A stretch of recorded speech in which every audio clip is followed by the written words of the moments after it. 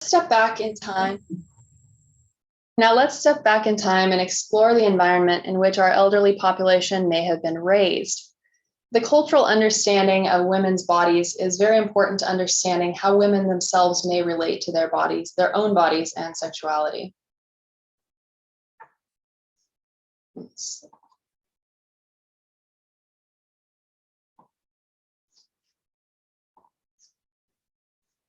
I found this quote from Dr. Eli Vanderwarker in my research, which summarizes a common understanding of women's GU health at the turn of the 20th century. The sociological relations of the mistakes of the ovaries have been brought into the daily lives of women. So constantly have they been held up before her as the one evil spot on her anatomy that she has grown to look with suspicion on her own organs. Women at the beginning of the 20th century were told that their anxiety and depression could be cured by minimizing or eliminating their sexual pleasure or drive. A variety of surgeons, from Dr. Lister of antiseptic fame to Dr. Brown-Séquard of neurologic notoriety, performed and advocated for many needless surgery interventions on women, including oophorectomies, hysterectomies, and clitorectomies, all in the name of treating hysteria, epilepsy, cataplexy, idiocy, and mania. And all of these are in relatively recent history. Within the last 120 years, this was still ongoing. Although the majority of these inappropriate interventions have been gone for many years, the cultural backdrop on which women understand their bodies is still colored by practices and ideas such as this, especially in our older patients who have learned these attitudes from their parents, grandparents, and so forth. Here's a slide that I enjoyed putting together and I think gives kind of some context. I enjoyed looking around for some additional historical tidbits about women's health and thought I'd share some of these with you in a timeline format. In 1849, Elizabeth Blackwell was the first female physician. She graduated #1 in her class from New York's Geneva Medical College. She started a clinic for women and children's health after she finished her training, and many of her male counterparts disliked her and worried that she was an abortionist, which was probably the worst thing you could say. In 1896, the first commercial sanitary napkin production in America was released. That was Lister's towels, and nobody was willing to buy them because advertising mentioned menstruation, which was a very dirty word. In 1918, Dr. Clelia Mosher writes about the value of loose clothing, bathing, and hygiene for GU health. Dr. Mosher, as I mentioned earlier, completed the only known survey of female patients regarding their sexual health at the turn of the 20th century, but didn't publish the results. I suspect that she was worried about the reception it would receive. The survey was discovered after her death, and in the survey, she explored the opinions of women regarding their own sexuality. Based on the results, she theorized that the difficulties some women experienced in reaching orgasm were due to the fact that training has instilled the idea that any physical response is coarse, common, and immodest. In 1921, Kotex is the first successful company to market sanitary pads. Why?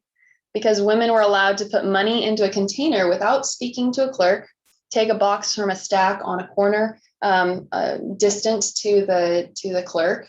And it's easy to see how these sorts of attitudes would reinforce the idea that women's vaginal health was shameful or inappropriate and should not be discussed or even acknowledged.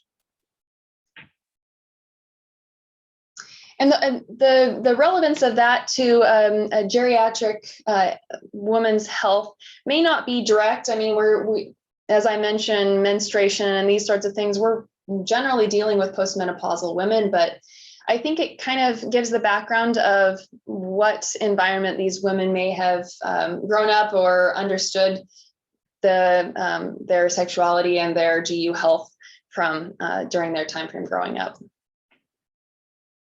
An impressively researched book on the topic of women's sexuality at the turn of the 20th century was written by G.J. Barker Benfield, who's a professor of history at the State University of New York in Albany.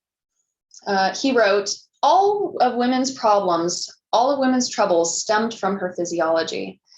Her insanity and her nervous disorders could be treated as physiologically as her physical disorders. In the early 1870s, gynecologists began to practice surgical treatment of the psychological disorders of women. The most spectacularly revealing of these surgical techniques were excision of the clitoris and female castration. Gynecologists' case histories are suffused with male anxieties over and attempts to deal with women out of their place. As I read about the history of women's experiences with their GU health, I understood more and more why women are likely uncomfortable to bring up their vaginal or urinary health with providers. It's just an uncomfortable topic, and it's piled on by their cultural experiences. I had a hard time finding resources to address the history of older women's GU health at the turn of the 20th century. Frankly, it was very difficult to find much even addressing women's sexuality or health in general, apart from the perspectives of male physicians who were treating them. But I began exploring thought processes of the time about women in general, and I came to understand a background framework. Maybe you're thinking, you're going back too far. This does not pertain to our patients today. Our patients weren't exposed to the needless surgeries you're mentioning here. But if you look at the generational breakdown, our patients' mothers and grandmothers likely passed along their understandings of women's bodies and how they should be thought of and treated. And many of our patients are from the baby boomers generation and had mothers and grandmothers who had very different opinions regarding sexuality.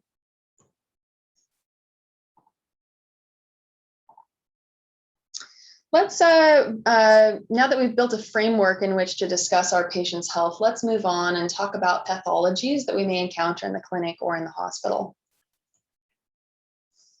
According to a study published in the North American Menopause Society in February of 2020, the prevalence of depression, major depressive disorder, and anxiety were higher among women with vulvovaginal atrophy compared with controls. And you can see the numbers break down there. I won't read them out to you. This study was relatively large, was paired 125,000 women with vulvovaginal atrophy with 376,000 matched controls to study the correlations between vaginal health and mental health. The study of correlation versus causation may leave us with questions regarding whether atrophy is the chicken or the egg, so to speak. But either way we approach it, these two are linked together.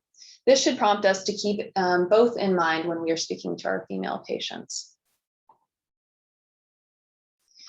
These categories of sexual dysfunction, according to DSM-5, are very clearly defined, and not all patients' symptoms will fit neatly into one of these DSM-5 categorizations.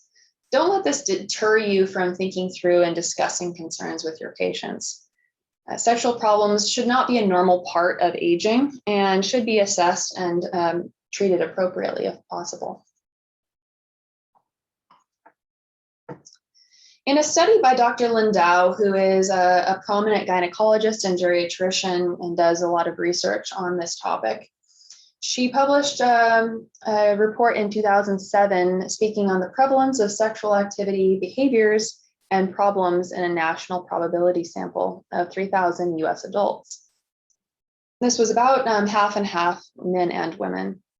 Their age ranged from 57 to 85 years of age, and women who participated in the study had most prevalent sexual problems being low desire at 43%, difficulty with vaginal lubrication at 39%, and inability to climax was 34%.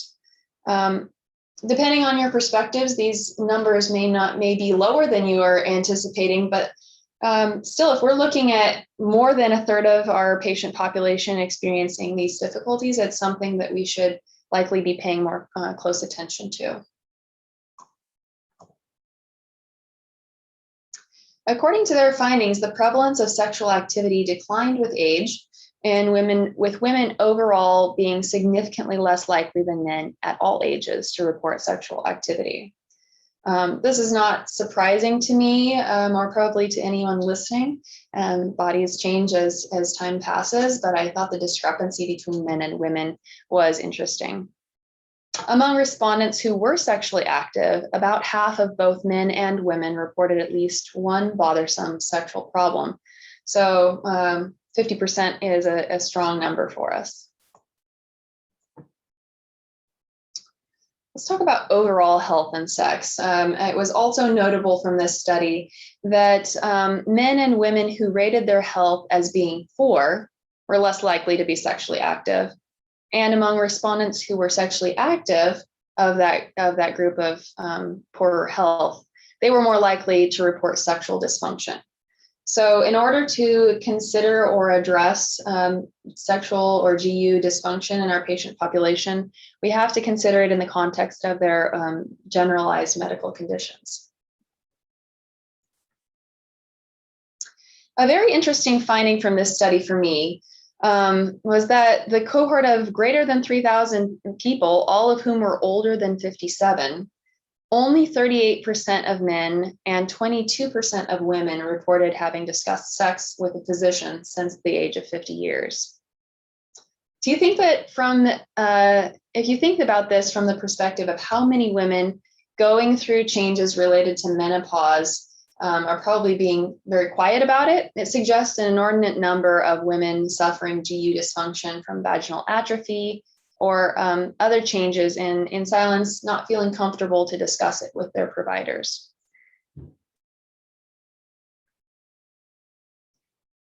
Our older female patients are still sexually active, but report sexual dysfunction. And if this study of a sample if this study is a sample of the population, only 1 in 5 has discussed sex with their provider in the last 5 to 25 years. How do we facilitate a conversation about sex or sexual dysfunction with our patients? I'm hoping that people will be willing to share their experiences or how they approach these discussions.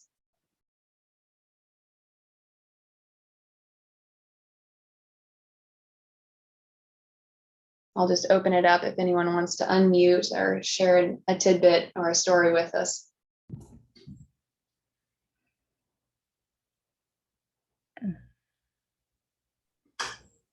I would just say, you know, a lot of patients have trouble with their sexuality. It's pretty common. And then I'd mention some of the issues that are pretty common and say, has this been a concern for you? Mm-hmm. So kind of making it broader in order to normalize it and help them. Yeah.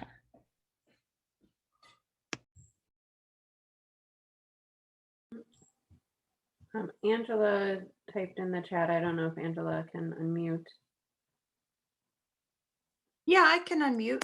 I was just thinking about if questionnaires are one way, not to get us out of having those uncomfortable conversations, but, you know, one potential way of a non-threatening way for a patient to check a box of something they might want to talk about. Or do you have any questions about, you know, sexual issues that you want to talk with your doctor today, and just leave it very open-ended. And then if they say yes, then you would be prompted to ask them, I guess. Yeah, I like that idea. I wonder how I know there's so many things that have to be done in clinic, and it can be challenging to add another thing to that, but I think that it may be that women would be more comfortable with that than having it brought up out of the blue in a conversation with their provider. It's hard to say. I think that's a great idea. And I know that on the intake for at least the senior care clinic, there is a question regarding GU dysfunction, and women can choose to answer that or not, but it's pretty small. It's pretty minuscule corner of the questionnaire and might get overlooked, especially if a provider is trying to go through all of that initial paperwork really quickly with them. And I don't know that there's any other place that has additional questionnaires in our clinic. Does anyone else in clinics beyond the SCC have questionnaires of that sort? You know, it's interesting, Heidi, Wayne here, that just a couple of years ago, we had a fellow in senior care clinic who was very interested in this and tried piloting a questionnaire. Her name was Anya Rodney. And she did a really good job of piloting it. But the conclusion from her work was that it didn't work. Just Interesting. which was a good finding. Yeah. You know, it's good to figure out. Great ideas often, you know, turn out not to be practical. And So, do you know what the barriers were? you know, I think it was the barriers you've outlined, that they pertain just as much, if not more, to a questionnaire than to direct face-to-face interaction. Kate, do you remember the specifics of Anya's QI project? I mean, she created a questionnaire. I mean, some of it was time constraints with all of the many things that we're addressing in clinic. And some of it was that there were some patients who didn't want to talk about it. So we ended up enfolding it in our intake paperwork because of that, for this exact reason, so that people can decide whether or not they want to address this right away with their provider and open up the conversation. And then it's also part of our template in the senior care clinic now, the initial template, to make sure we're addressing sexual health, either in that initial visit or in follow-up, depending on what's going on. So there have been changes based on her work, but it didn't end up being a long questionnaire. And the question remains, does that actually work? Does that get us Right. where we need to go? Yeah. Well, let's, if no one else has any other things they want to share at this point, we'll have another opportunity later on to discuss further, but I'll keep moving through my slides here. So I found this quite helpful. I'm including a summary here of how to address sexual dysfunction from a PCP perspective. And although this slide has a lot of information on it, it can all be found in a Curbsiders episode, actually, which was done by Dr. Lindau. And it's episode 118, titled Female Sexual Problems. And from that, I pulled this roadmap of how to approach the topic with patients. First of all, if a woman brings up the topic of her GU health, thank her for being willing to open up and let her know that you're there to listen and support her. And then likely it would be beneficial to say, unless this is a very urgent matter, perhaps we can schedule an appointment to fully address it and give it the time it deserves, and kind of see how the patient responds to that. Don't assume or suggest that the source of a patient's sexual dysfunction is in their head. There is, most women have typically put in a lot of effort to try and solve their problem before they would bring it up with a physician. And it's probably not just because they're stressed or just because they have things going on in their personal life. There definitely is likely to be an organic source for what they're experiencing. When you're taking a sexual history, ask about the partner, if applicable, because sex is between two people, and it is important to understand what is also going on from the other half of that experience and whether that's contributing significantly. She also made a point of emphasizing that it's really valuable to make it a routine to take a few minutes with a patient alone.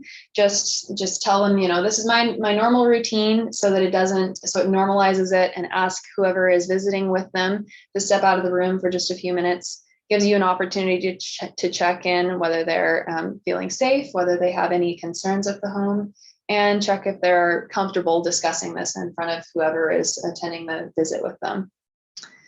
You can also ask and differentiate if the pain is deep or superficial, and Dr. Lindau does a lovely job of describing the differences between those, but deep pain may mean that they have a fibroid, or they have another pathology that may need to be worked up in a different way than if they have superficial discomfort, which could be more of an atrophy and maybe a little more treatable in the clinic. And then ask about medications. Are the patients on antihistamines, which can dramatically dry out mucous membranes and cause problems for sex? Are they on antidepressants that are decreasing libido or giving them trouble with orgasm? Are they on any anti-hormonal therapy that may be related to the symptoms? Have they had breast cancer? Are they on letrozole? All of these are really relevant. And then just making sure that at the end of all of that, you take the time to do even a brief GU exam if they're comfortable with that, because that gives you so much information. I will say that in my recent experience over the last year in our senior care clinic, the times that I've wanted to do GU exams and needed a speculum, we actually don't have a light source for our speculums in clinic, and we've had to scramble to borrow one from a different department. Yesterday, I ended up having to use just an otoscope light to do my exam, and not having those resources available can really make it more challenging for the provider and the patient to get a good exam during clinic. Because of changing disease patterns in many places, older women may also be at increased risk of engaging in unsafe sexual behaviors and of being exposed to or exposing others to the risk of sexually transmitted infections. So in the United States, for instance, a national survey has shown that adults past the age of 40 have the lowest rates of condom use. And older women, particularly those who are widowed or single, may find it embarrassing or difficult to get condoms or to seek medical advice on safe sexual practices.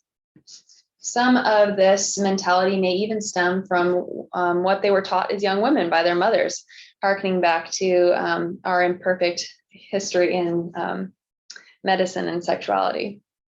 This is not working. As providers, opening the option for discussion is really valuable to improve and minimize negative outcomes in later life sex. In a study of sexual behavior and dysfunction published in Urology in 2004, broader insight from a more diverse population was examined. This is data from 29 different countries. 27,000 men and women aged 40 to 80 used a standardized questionnaire.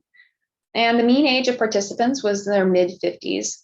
65% of women surveyed had sex in the prior year, but when you break it down to 70 or 80-year-old women, that's 21% sexually active versus 53% of men in the same category.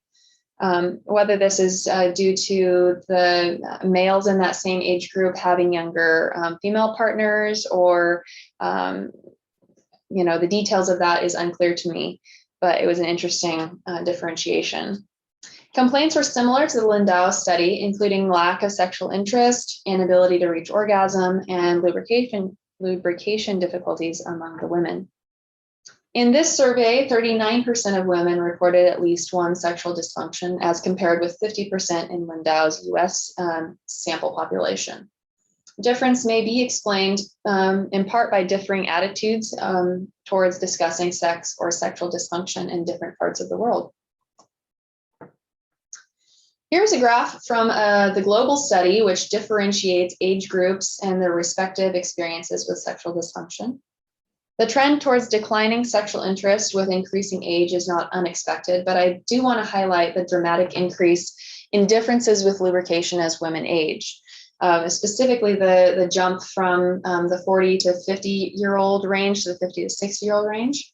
And it's likely that this is correlated with perimenopausal decrease in estrogen. And this may improve with localized therapies that you can offer in your PCP office. A publication by American sociologist and sexologist John DeLaMater from 2009 was interesting for its insights into the component breakdown of what contributes to sexual function. In his view, there are 4 determinants of sexual dysfunction, including biologic, physiological or psychological, social, and life course, as well as an infinite number of interactions between these 4. This understanding is in alignment with the biopsychosocial model first proposed by George Engel in 1977, which is a more holistic understanding of the disease processes and avoids the oversimplified biomedical model in which a state of health is defined purely in the absence of illness. Unfortunately, the biomedical model is currently the basis for our medical system as a whole, and updating this ideology is key to understanding and treating most medical conditions in the most efficacious manner. Another important concept was raised by Dr. Delamater's publication, and this was the idea of self-perception theory, that individuals make attributions about their own attitudes, feelings, and behaviors by relying on their observations of external behaviors and the circumstances in which those behaviors occur. As an example of self-perception theory, a woman may observe that she is receptive to her partner's initiations of sexual activity, but she herself may not be the initiator. The woman may thus perceive that because she engages in sexual activity only as a response to her partner, she herself has low sexual desire. But this may not be the case. This thought construct may lead women to believe that they are not interested in sex, when in reality they are depending on the lead of a partner to outline their sexual activities.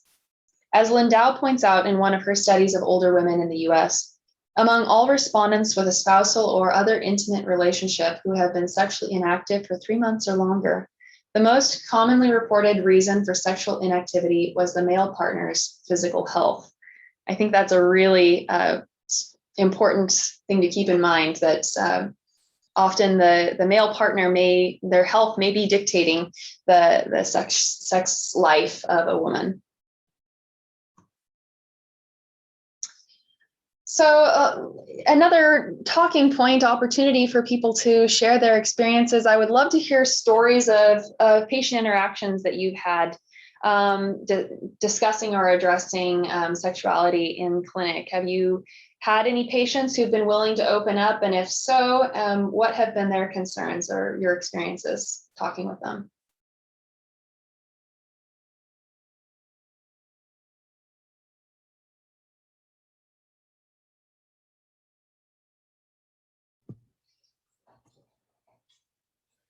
So I've had a number of patients that I've been treating for atrophic vaginitis or postmen, or the newer term, or I don't know which is in favor now, the postmenopausal, oh, I can't even remember. Like genitourinary syndrome. Yes. Mm-hmm. Yeah. So, and some of the awkwardness though is like a lot of my patients are in adult family homes and they don't really have partners that we know of. Right. And a lot of them have dementia, and so it's harder to talk about these things. Yeah. Very difficult to thread that needle. They don't have, a lot of them don't have partners. Right. So It's we may be focusing more on just them holistically and what they're experiencing and whether they have, like you're saying, the atrophy and how to address that. Mm-hmm. But still, I mean, you can still address their sexual health. Totally. Just because they don't have a partner doesn't mean they're not having any Right. sexual health anymore. Absolutely.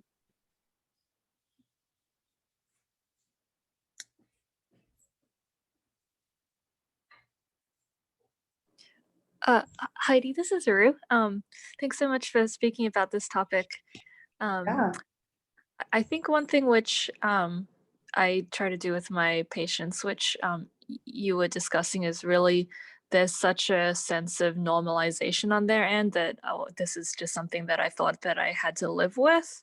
And so I'm dealing with it. And so, I try to use a lot of language that, I encounter a lot of patients who experience this. That's true, but that doesn't mean that you just have to live with it.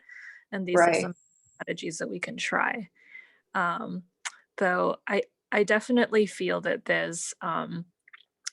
is a pretty large discrepancy in terms of the cost of medications for men with BPH as opposed to topical an intravaginal estrogen. And so I find that the financial barrier is one of the biggest hurdles that I run into when I'm trying to discuss treatments. Yeah, absolutely. And there's a variety of estrogen products available, but different ones are covered by their insurance, and it may not be clear to the provider, and so that may just kind of compound that challenge. So I have some tidbits at the end that hopefully will help with that. But yeah, thank you so much for sharing that.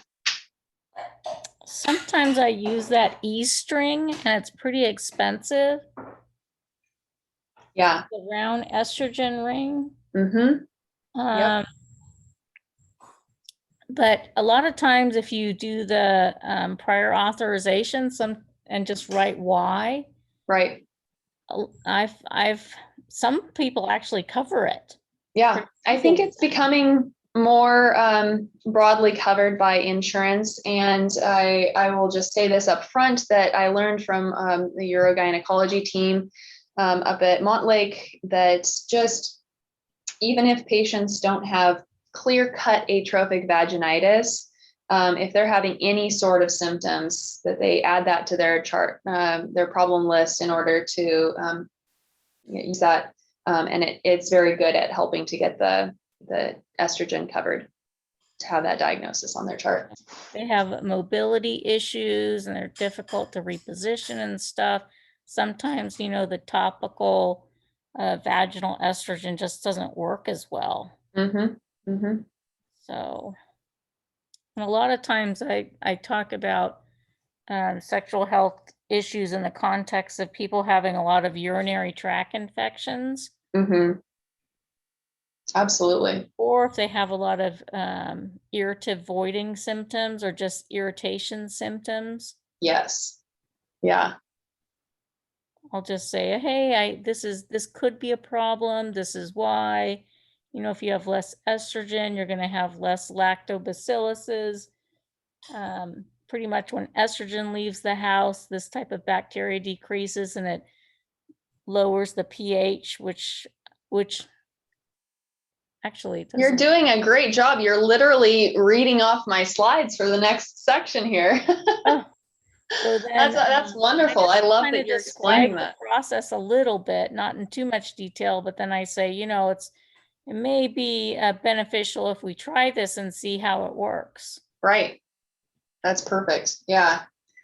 I had a patient who was concerned about using the vaginal estrogen because her husband had said that he wouldn't have sex with her if she used it because he was worried that the estrogen would affect his testosterone levels. So those sorts of understanding barriers can be something you have to maybe ask about because patients or partners may mention that or be worried about it. Yeah. All right. Well, let's keep moving here. Now that we've considered sex, let's move on to other important components of women's GU health. So genitourinary syndrome of menopause is an area that kind of goes beyond and encompasses a lot within a postmenopausal woman. These symptoms are often chronic and persisting through menopause and have the potential to interfere with a woman's sexuality, intimate relationships, lifestyle, and self-esteem. 7 years ago, the International Society for the Study of Women's Sexual Health and the North American Menopause Society, or NAMS, came together to develop a new definition for GU dysfunction surrounding menopause, which encompasses a variety of related changes. They chose genitourinary syndrome of menopause to include genital symptoms such as dryness, burning, itching, irritation, and bleeding, sexual symptoms such as dyspareunia or other sexual dysfunctions, and urinary symptoms like dysuria, frequency, urgency, recurrent urinary tract infections, and other issues. Just kind of a catch-all to help with understanding that all of these are interrelated. Menopause can be a challenging era for women in the US.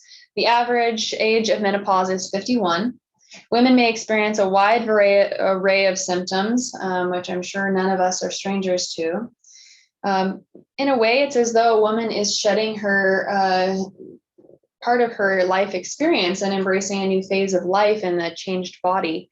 And those changes can be very challenging to navigate for many women, but they may try to navigate them in silence without asking for help from their healthcare providers because they've been told or explicitly or just in general by the society that they have grown up in that those changes are normal.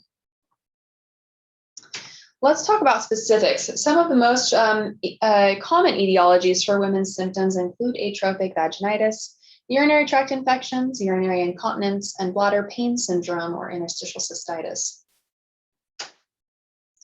Consider the diagnosis of atrophic vaginitis if a patient reports symptoms of vaginal dryness, burning, itching, irritation, or bleeding. According to research reported by the AAFP, up to 40% of postmenopausal women have symptoms of atrophic vaginitis, and probably would be a lot more if you ask most gynecologists. Despite the prevalence of symptoms, only 20 to 25% of symptomatic women will seek medical attention for this. And vaginal and urothelial and urethral epithelia are estrogen dependent and adversely change in an estrogen deprived environment, which explains why these symptoms are more common as women age. I recognize that some of this information may be elementary for many seasoned providers listening in, but I just wanted to review atrophic vaginitis in detail because it is a common and under-recognized cause of discomfort for older women. And whether they complain of symptoms or not, it's something you should feel comfortable asking about and considering as a possible health concern for all postmenopausal women. So make sure that you're doing exams, GU exams in clinic. I know it's time consuming. And I'm certainly not an expert on it or always accomplishing it, but I try to ask about and do exams as much as I can. And recognize that the changes may be very subtle in vulvovaginitis, and you may not notice striking symptoms, but consider that if they're having any itching, burning, dryness, those sorts of symptoms, they may still have vulvovaginitis. Make sure that you're counseling patients that they should be washing only with water. They don't need to use soap on that area. Recommend kind of some moisturizing therapies. They can do vaginal moisturizers, and consider the medications that they're on. Most importantly, vaginal estrogen, as we've kind of already discussed, is a crucial treatment option. For postmenopausal women, they will broadly benefit from localized vaginal estrogen therapy. This is not to minimize the importance of a vaginal exam. So if you just see that they're postmenopausal and just put them on estrogen empirically, that may not be appropriate. Although when I talked with the urogynecology team at University of Washington, they feel pretty strongly that every postmenopausal woman should likely be on vaginal estrogen unless there's a clear contraindication. Therapy is really beneficial for a lot of components of GU health, and I'll go into those details in a minute. On to the bladder. So aging itself is associated with bladder remodeling and a decreased rate of smooth muscle to collagen, in addition to a reduced bladder capacity, detrusor bladder strength, bladder sensation, urethral closure pressure, and urinary flow. The effect of estrogen has been derived from studies looking at exogenous estrogen treatment in postmenopausal women. Estrogen receptors are found throughout the urinary tract, not just in the vagina, and observational data on postmenopausal women has shown that exogenous estrogen increases urethral profile, pressure, and urethral blood flow, potentially improving bladder control. To better understand the correlation between estrogen and urovaginal flora health, it's helpful to break it down into a cause and effect chain. And I really appreciate, I'm sorry, I don't know who it was that was sharing, but speaking directly through this whole process, it's awesome that you do that with patients. Estrogen stimulation results in glycogen production, and lactobacilli, which are native to the vagina and support pH balance, depend on estrogen-stimulated glycogen. Healthy vaginal flora, including lactobacilli, produce lactic acid and keep the vaginal pH between 3.5 and 4.5, which is quite low. After menopause, circulating estrogen levels drop from 120 picograms per milliliter to less than 20 picograms per milliliter, and pH can increase up to 5 or 6 as native lactobacilli become less plentiful. With increasing vaginal pH, invasive bacteria such as streptococci, staphylococci, and coliforms proliferate, and subsequently, postmenopausal women may have substantially higher rates of bacteriuria, urinary tract, and/or vaginal infections. Postmenopausal women may experience increased overactive bladder, stress incontinence, urge incontinence, or mixed incontinence. We've already reviewed some of the ways in which aging and lack of estrogen can affect the bladder, but pelvic floor dysfunction and pelvic organ prolapse may additionally add facets to the cause of incontinence. A careful history of when symptoms are happening and exacerbating alleviating factors can help providers understand the etiology that is at play. I find that a 24 to 48 hour voiding journal is very helpful if patients are cognitively capable of participating or if they have a caregiver who can do that for them. And we have to keep in mind that even mild urinary incontinence may prompt women to wear pads or briefs and limit activities or excursions. In several surveys, incontinence contributes heavily to anxiety and likely depression in elderly women. Both physical and psychological symptoms should be considered to provide holistic care. In a study published in BMC Urology in 2016, the relationship between depression and overactive bladder or incontinence was explored. Patients were predominantly in their 50s and were assessed for depression symptoms using the HADS scale. The HADS has been assessed to be similarly quick and reliable as compared with the PHQ-9, but also evaluates for anxiety. The study showed significantly higher depression scores in patients with overactive bladder when compared with age-matched controls. In my review of the history of women's GU health, I discovered stories of vesicovaginal fistulas operated on in the 1840s with little or no anesthesia. One woman was willing to undergo 2 surgeries before declining a third from her eager surgeon, Dr. Sims. In writing about her state prior to undergoing surgery, he described that she, quote, avoids the presence of everyone except her own brothers and sisters. Life has no charms for her, and her only solace here is her hope of a blessed immortality hereafter. Pretty strong words just about, urinary leakage can really devastate people's lives. Although anesthesia and therapies available have become considerably more bearable since the mid-19th century, the effect of urinary incontinence on the social and personal lives of women continues to be substantial. I saw a patient in clinic recently who was ecstatic to share with me that since I prescribed and inserted an E-string vaginal estrogen ring, and in conjunction with substantial weight loss, she has decreased the number of disposable briefs she wears by half. I'm not afraid of leaving the house anymore, she shared. I can go out and get dinner with friends and enjoy my time without worrying about soiling my clothes. These stories are the ones that stick with me. These interventions really do work. Bladder pain syndrome, or interstitial cystitis as it was previously known, is a poorly defined syndrome experienced by 2 to 7% of the female US population. Although it is not exclusively a syndrome of older women, it is more commonly seen in our geriatric population. The syndrome and its causes are not well understood at this time, though research is continuing to bring more potential contributing factors to light.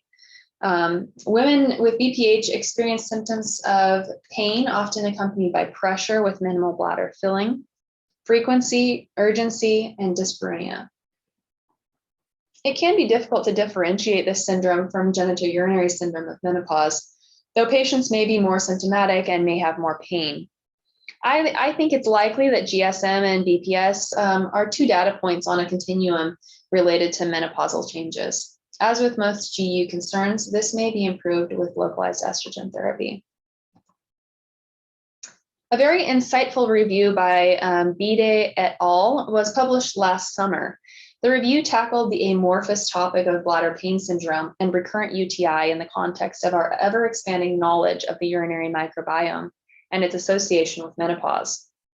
I was surprised to learn that the bladder was not included in the Human Microbiome Project, which was launched relatively recently in 2007, due to the assumption that the urine is sterile until it reaches the urethra in healthy individuals. Research since that time has shown that urine contains extensive numbers of bacteria. We just weren't culturing it correctly, and a better understanding of urinary microbiome may actually be key to understanding bladder pain syndrome and recurrent UTIs. Urine gene sequencing of pre- and postmenopausal women has shown that there is more lactobacillus in premenopausal women, which correlates with less recurrent UTIs. There's vaginal estrogen replacement, which reduces the risk of UTI, and lactobacillus is restored in these women. And bacterial invasion into the human urothelium and the resulting immune response are important to the pathogenesis of recurrent UTIs. Postmenopausal women may be more susceptible to this because of the changing microbiome due to lack of estrogen. How can we help? I have probably too much information to share in the time we have left, but I will try to breeze through it in a useful way. So I think we need to think about this from two different perspectives, from the barriers the patient may have and the barriers that the provider may have. From the patient side of things, they may have barriers such as social stigma, misinformation, discomfort and embarrassment, lack of awareness and knowledge. And there are a variety of ways that we can really step up to the plate and support patients and break down those barriers. Additionally, I have TIDBITS, okay. Additionally, provider barriers exist, including things like discomfort or biases, lack of sensitivity about the topic, time constraints, lack of training, concerns about reimbursement, and all of these can compound to make it less likely that providers will ask about women's GU health, but we need to do a better job of circumnavigating those challenges. Understanding and treating sexual dysfunction, focus on truly listening to your patients. Even if there isn't time, make sure that you let them know that they're heard. Do an exam, screen for constipation, because bowel dysregulation may be contributing to dyspareunia if women are experiencing that.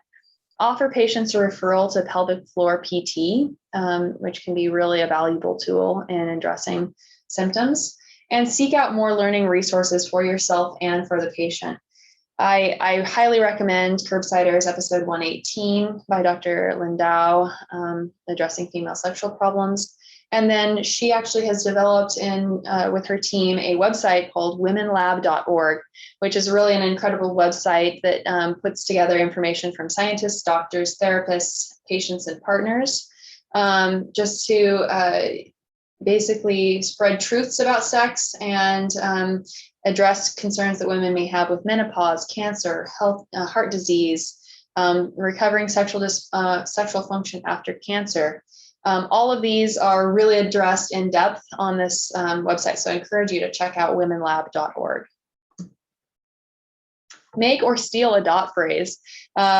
I have stolen a lot of dot phrases, including this one from Dr. Anna Kirby regarding vaginal estrogen replacement therapy. And Ruru, to speak to your question or your point about the challenges with the different types and what may be covered by insurance, this dot phrase is valuable because you can include this in the patient after visit summary, have them ask their pharmacist what would be covered by their insurance, and then they can contact the clinic and you can put in whatever would be specific and cheapest for them. So that may facilitate more compliance. Understand. Oh, yeah. Is someone saying something? I'll keep going.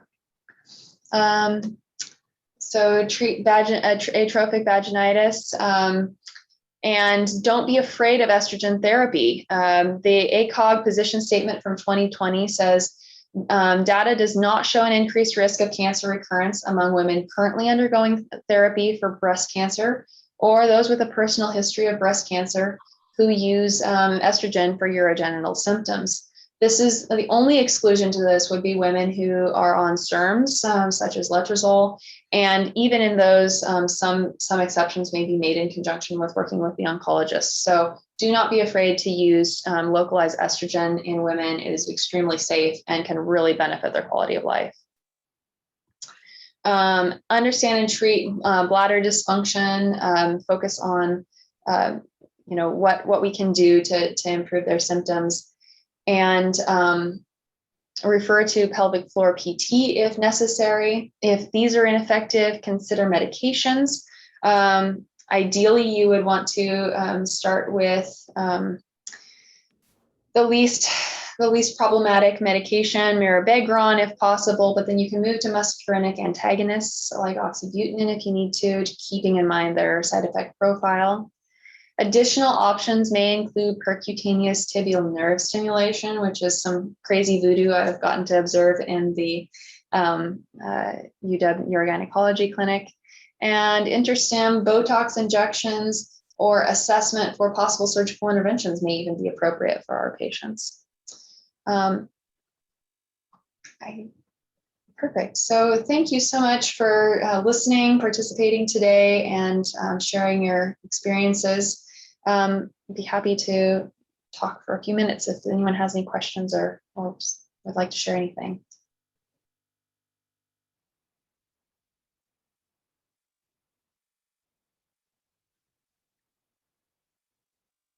I don't really know how to talk to women who are kind of living in a home about their sexuality that much.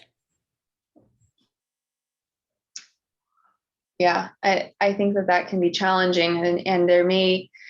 Are you saying that you're seeing them in a group setting, or that? No, by themselves predominantly, but I can talk about genitourinary syndromes and urinary incontinence and yeah, an atrophic vaginitis pretty easily. But as far as their sexual health is concerned, like if they have a partner, then we can kind of have a context to talk about. But without a partner, I just kind of ask, are you satisfied with your sexual health? Are there any concerns? I think that's a great place to start. And honestly, that's above and beyond where a lot of providers are with asking questions. So hopefully that is helping to normalize and make your patients feel comfortable to open up and discuss further if they have concerns. So I'm really glad that you're making an effort on that. Thank you for that.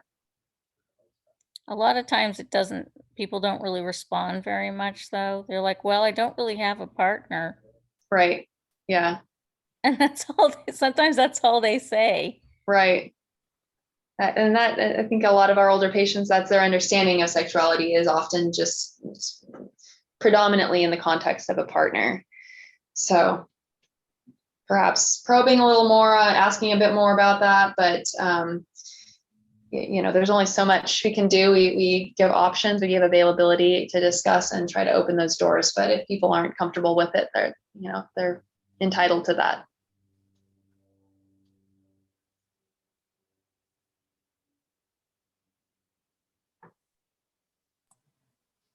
Kate, anything from the chat or any other questions or worries? There were comments during the session, mentioning things like starting with open-ended questions. And then, Elizabeth pointed out that, specific training on this is needed and really isn't universally done in primary care training. And so absolutely, your attention to this is really important. Cool. Well, thank you everyone for tuning in. I know we're at time, so let me know if you're interested in dot phrases. I'm sure Dr. Kirby would be willing to share some of those. You may even be able to find those directly through Smart Phrase Manager in Epic, and check in with her about those. And keep talking to patients, keep opening those doors. Thanks for joining. Thanks, Heidi. Good job. Faculty and fellows, anyone who wants to recognize the fellows for a few minutes, I'm just gonna say a few words since our fellows are graduating this month. And this is the last grand rounds where they'll all be together.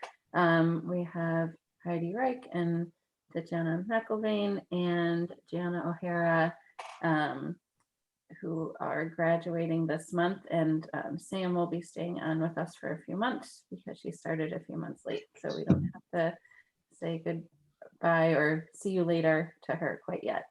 But you know, this has been a challenging year for everyone, and certainly a challenging time to do your training to become a geriatrician. I mean, with everything going on in the post-acute care setting, all of the challenges that older adults in the community are facing, and then all the challenges all of us are personally dealing with in many different ways during the pandemic, and having to spend a lot of your time virtually. This, you know, it's always a wonderful thing to finish your geriatrics fellowship, and always a big accomplishment through a lot of hard work. But I recognize the additional challenges that this year brought, and recognize the resilience of each of you, and how hard you worked, and how much more satisfying you made the year for me and for all of us. You're really a wonderful, really super smart and motivated group of geriatricians, and I know you're all going to make huge impacts on where you practice next. I would just love for each of you to tell everyone where you're headed next, so that everyone knows at least what the next step is. Well, since I already am unmuted, I guess I'll just go first. I am moving to the Portland area and will be taking a position as a hospitalist in a predominantly geriatric community hospital, and also working part-time as the geriatrics coordinator for my former residency, and doing geriatric assessment clinic, teaching with the residents there, which I'm very excited about. Fantastic. Deanna, do you want to tell us next? Sure. I'm moving to Pomona, California, which is like in LA County, East LA County. And I will be doing a 50-50 split of like multiple medical complexity, morbidity, comorbidity clinic. So basically geri clinic, and then 50% with resident teaching for the family medicine program there. Fantastic. Tatjana. And I will be staying in the area. I will be at Silverdale C Block. And thank you so much for making our experience a very memorable one in teaching us and growing us into the doctors we are. Thank you. Thank you all for sharing that. Yeah, you're going to do great things. I'm super excited for all of you. I want to recognize too that Amy Thomas is going to be graduating for her advanced fellowship, and I think Kay's going to say a few words about that next week after conference. So I don't want anyone to think that we forgot about Amy, but she's going to have her own thing. Congratulations to all of you. If anyone wants to unmute and say a few words about these fantastic fellows, please feel free to do so or chat things in.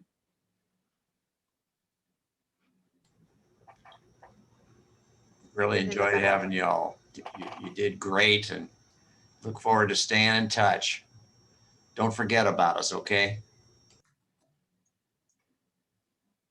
And Elizabeth says she will miss all of you and really wants you to send updates on how you're doing. You're not done with us once you graduate. We're always your geriatrics home, and reach out to us anytime if we can be of help. And we will, of course, see you at AGS and reunite as often as we can. Maybe next year in Orlando, we can all visit Mickey Mouse together. You're getting lots of congratulations in the chat if you could see it. So. Bill, did you want to say something? Are you unmuted or no? Me? Yep. You were unmuted. Yeah, I you know, didn't wanna- it was, I think there was less interaction because, you know, we doing everything remote, but from the talks and everything else is, feel like I got to know some of the folks here, and like you say, they were a great group. So wish them all the best.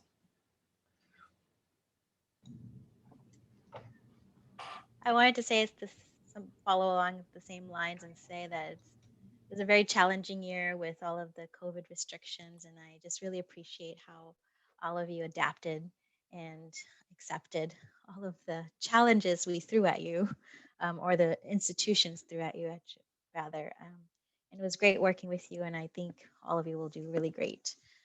Keep in touch.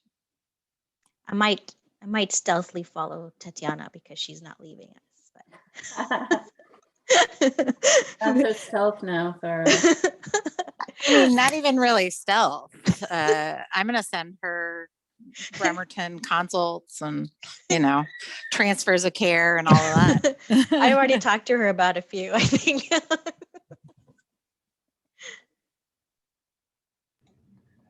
It's just been a great pleasure working with all of you, and both on the geriatrics and the palliative medicine side. And I just appreciate your dedication to this work and your wonderful spirit of jumping in, even in the challenges of the pandemic and all of the adaptations and difficulties that went with that. And just to echo what has already been said, you're all wonderful physicians and people, and you're going to do great.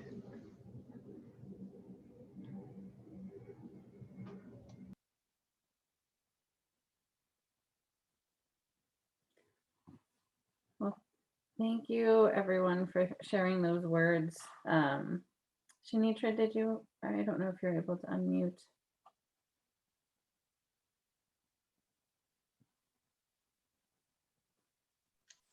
I'm not in my normal work from home operations, so I'm a little disjointed, if Sure. you will.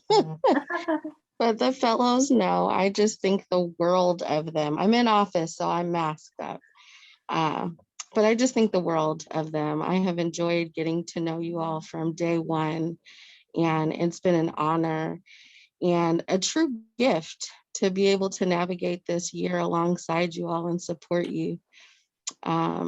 As my fellows, as I like to affectionately call you. And so I bid you adieu, farewell, so long, but I see you soon, because I know that we will be in touch. I have picnic plans, I have road trip plans, and I have family nearby Gianna. So I know that we will be seeing each other in the near future, and good luck and the next things that you do. I think that's a good way to close this out. And thank you to Shanitra for all that you've done this year and every year, but particularly this year and these challenges. I know each of us appreciate all that you've done to make this work. So, well, congratulations to all three of you, brand new geriatricians. We're so glad that this is the path you've chosen, and you are going to do just the most wonderful of things. I can't wait to see it. So, congratulations and have a good rest of your day. Thanks. I'll miss you. Thank Bye-bye. you. Congrats. Thank you.